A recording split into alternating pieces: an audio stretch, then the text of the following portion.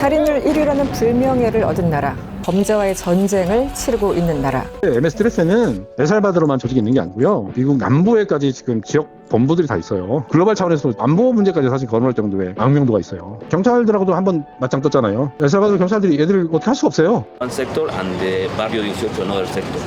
They are fighting each other. Yeah, fighting each other and they are kidnapping civilian people.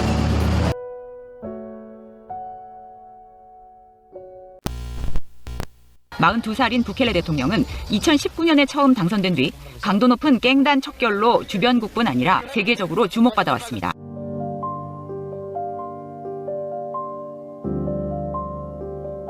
My guess is that of all the countries in the hemisphere, El Salvador seemed in the toughest shape or close to the bottom in the rankings. Definitely. For everything. Yes, I mean, the country has been poor since it was born.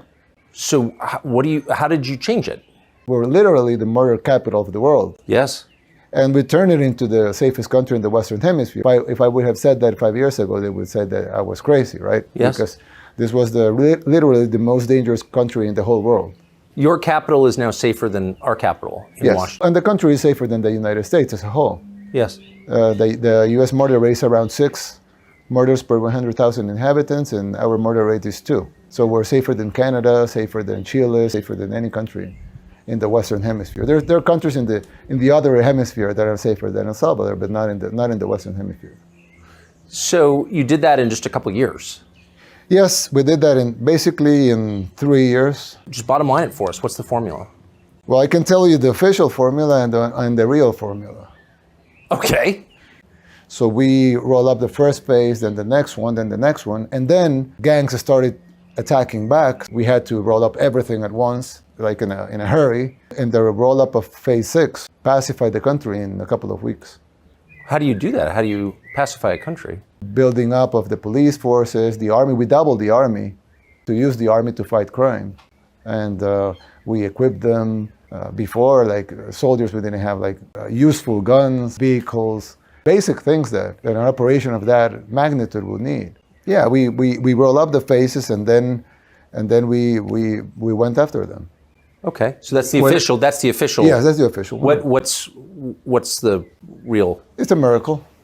It's a miracle. Yeah, it's a miracle. I love that. What do you mean? Yeah, it's a miracle. You know, when gangs started attacking us back, they killed 87 people in 3 days. They don't only attack their objectives. When they want to create terror, they can attack anyone.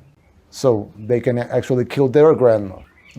A woman walking by, a guy working in the street, a taxi driver. You know, they can kill anybody.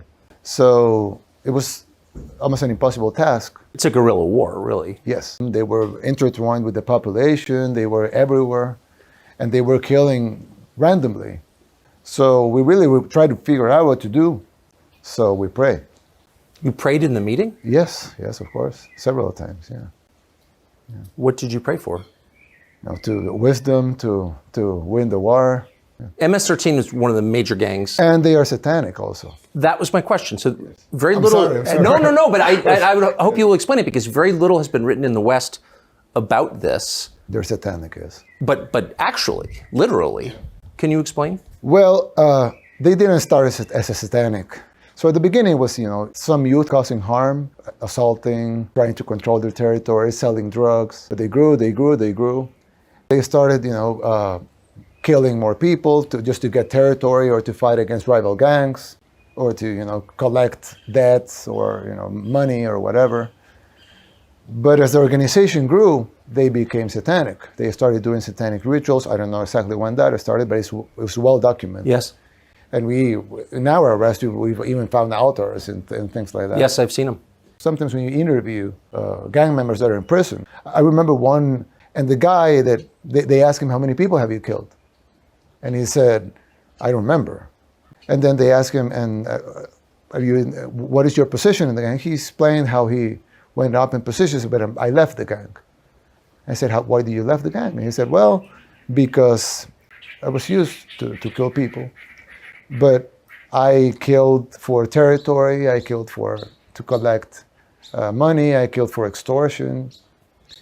But I came to to this house and they were about to kill a baby. And he, the killer that had killed tens of people, said, "Oh, wait, what are we doing? Why are we going to kill that baby?" And they told him, because the beast asked for a baby, so we have to give him a baby. So he said that he couldn't resist that, so he left the gang. He's in prison because, he's a killer, but he left the gang because he couldn't tolerate what he was seeing.